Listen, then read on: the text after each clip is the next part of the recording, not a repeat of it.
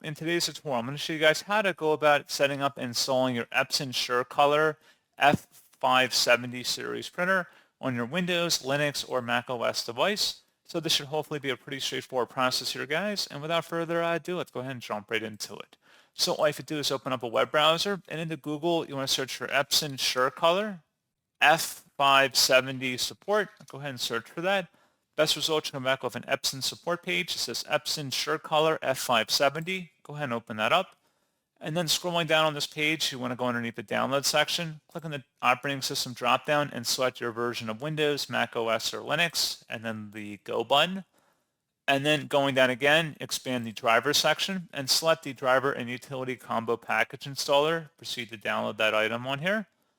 And then once it's downloaded onto your device, just go ahead and open up that file to run it. It should be a signed verified publisher from Epson. Select yes. And then this file does contain everything you need to use your Epson SureColor F570 printer.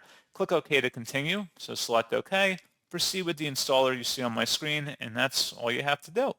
So pretty straightforward process on that, guys. And as always, thank you for watching. I do hope that I was able to help you out, and I do look forward to catching you all in the next tutorial. Goodbye.